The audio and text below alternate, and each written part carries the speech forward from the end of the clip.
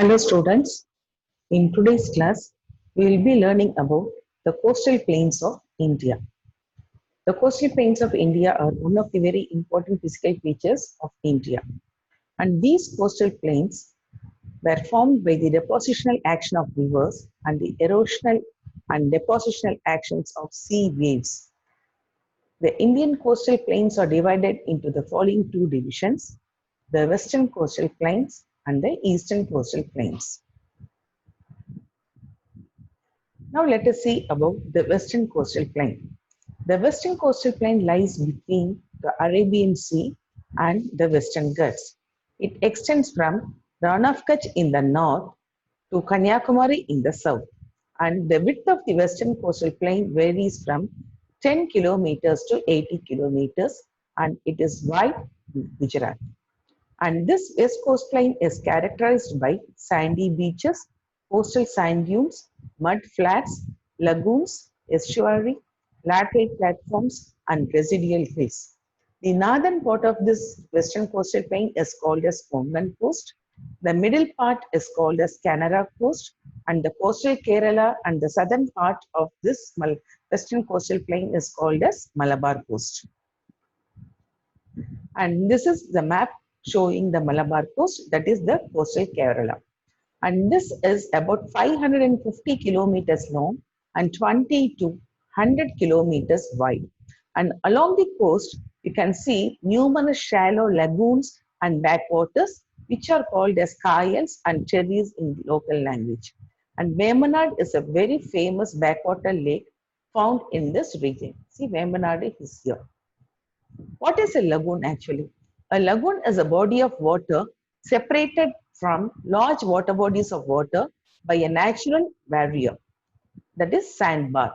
Lagoons are separated from larger bodies of water by sandbars or barrier reefs, coral reefs, or other natural barriers. And these are all the very important lagoons situated along the Malabar coast of Kerala.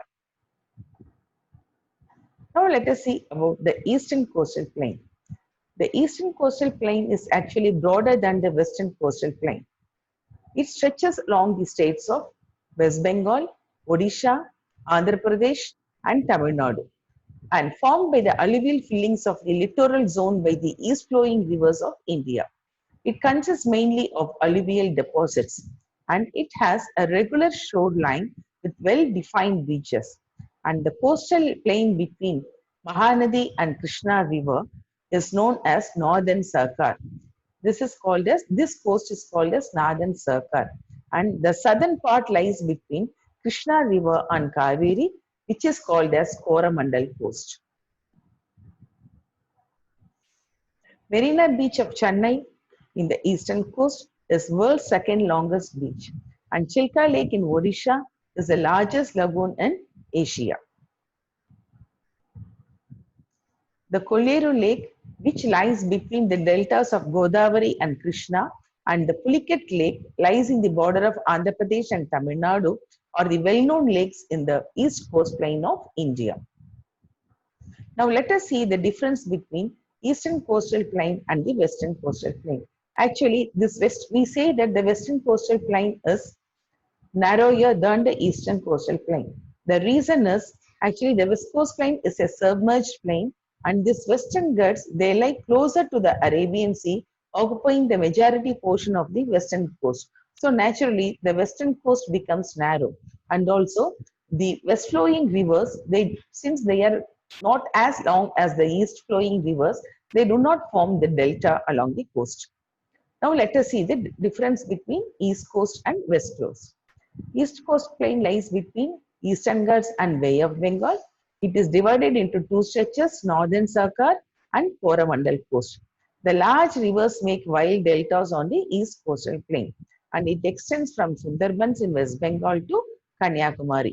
And the western coastal plain, it lies between Western Ghats and Arabian Sea. It is divided into three stretches, Konkan coast, Canara coast, and Malabar coast. And the short rivers, they do not form any deltas on the western coast. It extends from Rann of Kutch in Gujarat to Kanyakumari. So western coast and eastern coast meet at Kanyakumari.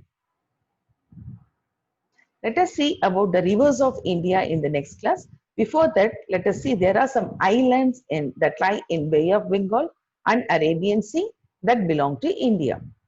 The islands of India. Andaman and Nicobar belongs to India that lie in Bay of Bengal, and Lakshadweep lies in Arabian Sea. Now let us see about Andaman and Nicobar. It is an elevated portion of the submarine mountains, and since these islands lie close to the equator, the climate remains hot and wet throughout the year and has dense forests. The area of this island group, actually this is an archipelago, a group of islands, is about 8,249 square kilometers. The entire group of islands is divided into two. They are Andaman in the north and Nicobar in the south. See, this is the Andaman group of islands. This is Nicobar, and the 10-degree channel divides Andaman and Nicobar. And the capital of this island is Port Blair. The southernmost tip of India, Indira Point, lies in Great Nicobar Island. This is Indira Point. And Barren Island in Andaman and Nicobar is the only active volcano of India. Now let us see about Lakshadweep Islands. These are a small group of coral islands located off the west coast of India. It covers an area of 32 square kilometers.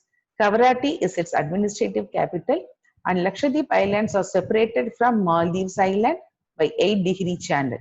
The uninhabited Pitt Island of this group has a bird sanctuary, and earlier Lakshadweep Island had 3 divisions, namely Laccadive, Minikai and Amindivi. It was renamed as Lakshadweep in the year 1973. So these are all the beautiful coral islands of Lakshadweep. Besides Andaman and Nicobar and Lakshadweep Islands, India has numerous islands along its coast on both sides in Gangetic Delta region and in Gulf of Mannar. Many of these islands are uninhabited and administered by the adjacent states. Now let us see in detail about the drainage system of India in the next class.